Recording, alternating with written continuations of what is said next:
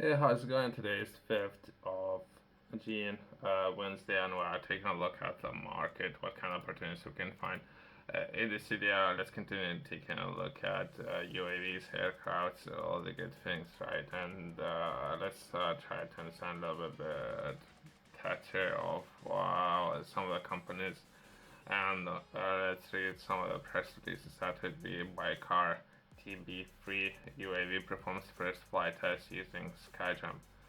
Let's try to understand what's happening.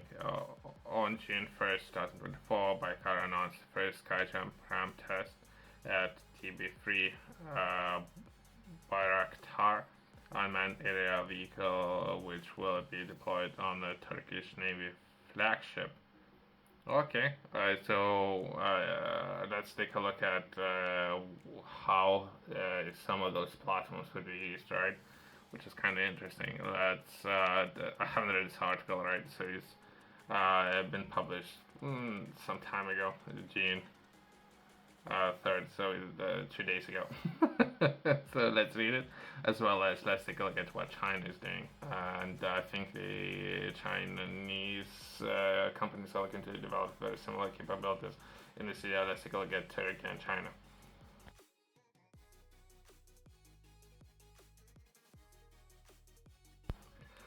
Uh, Bayraktar TB3 UCAV took off from Ram for the first time during a test conducted today at Baykar Flight Training and Node Test Center in.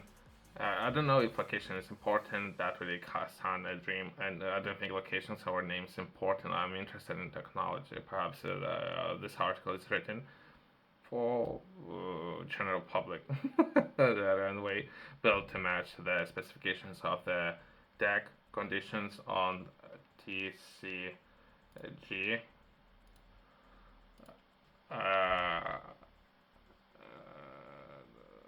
The build match TCG on the dual where the Baykar TB3 will be deployed, including the ramp with a 12 degrees slope. Okay. So potentially they would need to catch up speed, as well as if they can climb up a little bit during the initial ramp takeoff test. UCAV successful performance for takeoffs from the ramp. This marks the beginning of a test campaign phase prior to embarkation, as well as the drone. I don't know, someone was trying to be funny. 46 flight test. Okay. Yeah, I'm very interested because for a very long time, as I mentioned previously, to enter this market and to develop capabilities in this market is a very hard thing to do. I'm happy that Turkey is taking a lead when it comes to some of those technologies, right? I think Turkey is part of NATO alliance, as well as Turkey was kicked out of fighter deal with US, right? So they're developing their own capabilities, which is kind of interesting. According to information published on Baykar Tech website, the Baykar TBS UCAV has accumulated a total of 395 hours and 43 minutes of flight time in test flights to date, national during a long duration flight test of December 20th, 2023. National UCAV reminder airborne for 32 hours without landing. Okay, it's very hard, by the way, to do, but it depends on manufacturers, including weather, as well as they manage to cover a lot of distance. That would be just over 5,000 kilometers. With this following wing structure of UCAV will be a first armed unmanned aerial vehicle in the world capable of taking off and landing from the short runway, which such as TCG and Dolo by Cards chairman of the board technology leader, or let's skip names, announced plans to begin testing the Baykar TBS on the TCG and Dolo in 2024. So the capabilities and all technology and how hard it was to do, right? It's a very hard thing to do. So man, some companies managed to do it, which is great.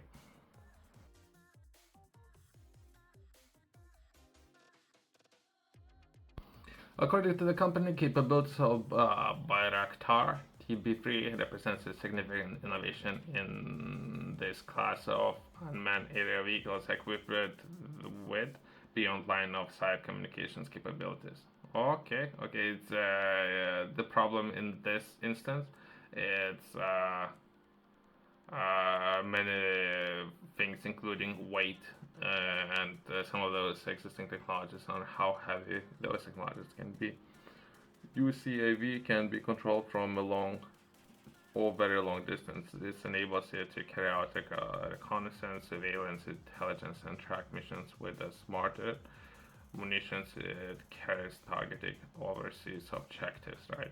Since we were taking a look at Israeli and some of the examples of what they were doing, I'm just interested to see unpiloted. So if there's no pilot, there's less risk involved, right? But I don't know which is better. It's very hard to compare oranges to apples, right? So, but either way, I thought let's take a look at other companies, right?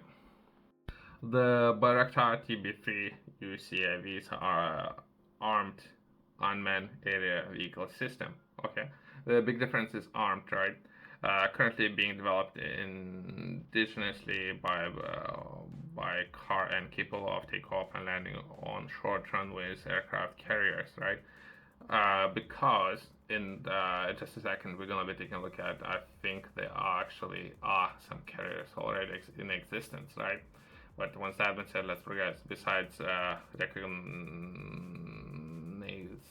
reconnaissance, surveillance, and intelligence missions, the Bayraktar TB3 UCIV can launch and assault operations with smart munitions stationed under its wings. Okay. Smart, there's a definition for that, but compared to quote-unquote guided munitions, right? Bayraktar TB3 can conduct armed operations overseas due to part of custom capabilities like foldable wings that enables use of aircraft carriers, or how much space potentially it could take, right? The Bayraktar TB3 can be operated from the very remote distance thanks to its line of sight and or beyond line of sight communications capabilities, as well as I can share some specifications below. But it depends, as I mentioned previously, taking a look at specifications is 24 hours, right? And we were just taking a look at it's way beyond that, right? So it could be 12 hours plus on top of that, but it depends on the weather and all these kind of things. And but either way, let's progress to some of the capabilities like aircraft carriers made for unmanned aerial platforms, right? Let's take a look at those. That will be the next article, right? So nothing's been confirmed, as well as that's speculations, right? So once that has been said, well, let's take a look at Chinese build world's first dedicated drone carrier. Since they're saying this is what's happening, that's not necessarily what's happening. This information is as of now haven't been confirmed, right? Well, let's take a look at this article either way. So I haven't read this article, by the way. I haven't. So I thought, might as well. Let's take a look at some of these articles. China or People's Republic of China has built the world's first dedicated drone carrier. The ship has not been reported, however, right? And many of the circumstances surrounding it remains mystery. So we're gonna be taking a look at mystery ship. That's what we're actually doing. But a lot of analysts would say that a lot of countries are doing perhaps themselves. While they're doing themselves, they say, okay, what others are doing. I think if you would ask me, this is what it will come down to, right? Once that's been said, let's read the entire article, right?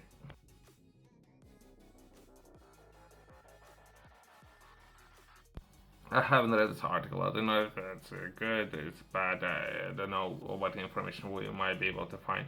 If there would be a lot of speculation names, so I'll prefer skipping all this information, right? If I can. If there would be a company, I might be interested in learning a little bit more about the company who's building some of those carriers. I have done a little bit of research previously, I think it was last week, where there were some pictures published of perhaps potentially two carriers being built at the same time. And based on the productivity and output of shipbuilding and one of the biggest fleets currently being held by Chinese companies, I think it's just a matter of time. If I think, but we don't have any data to support that, right? I think this is exactly what this article is going to be about, right? So I'll be skipping some information. Hidden away in shipyard on there's a location there, Yangtze, far upriver from a major yard of Shanghai. It's a new aircraft carrier. It's China's fourth airship. Those mere existence has not been reported before. Only China can build an aircraft carrier in relative secrecy. Okay. The ship launched in December 22, but not reported until now. It's surrounded by a mystery naval news together. Okay, let's keep all of that. They have been analyzing it. So some people have been analyzing. Mr. Drone Carrier, the world's known for China's first free carriers, the largest and most capable, the Type 3. So I have done a little bit of research and trying to understand the difference between Type 1, Type 2, Type 3, and Chinese, as many governments can purchase those. It's not that hard to do to purchase one of those.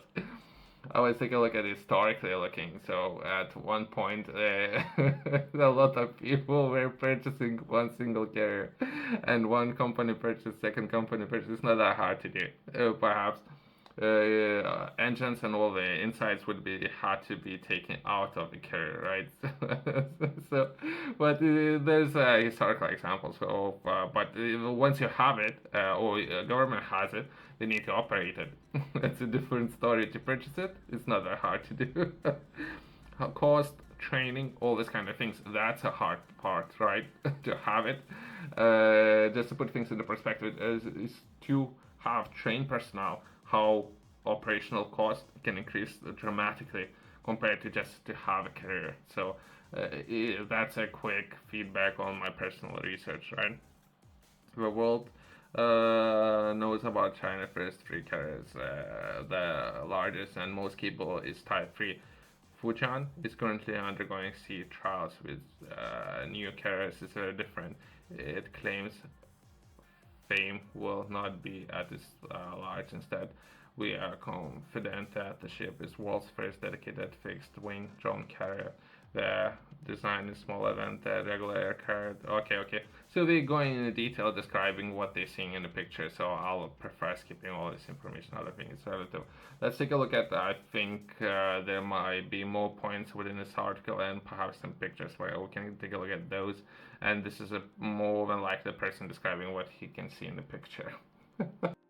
I have read a little bit. I won't be delving deeper in trying to understand what this people is describing, what they're saying in the picture. I don't think it's important. What's more important is my personal perspective, right? So if one government is building it, other governments more than likely are looking to build themselves, right? So what the phone call would look like, right? So someone needs to call the Congress or the government institution to ask for additional finance. So I think this is what's going to happen, right? I don't know if UK will do it. I don't know if other countries will do it. They might pick up a phone, call, and ask for additional funding to build similar things. That's what I'm saying. I think that's important part. And who will pay for it? Taxpayers.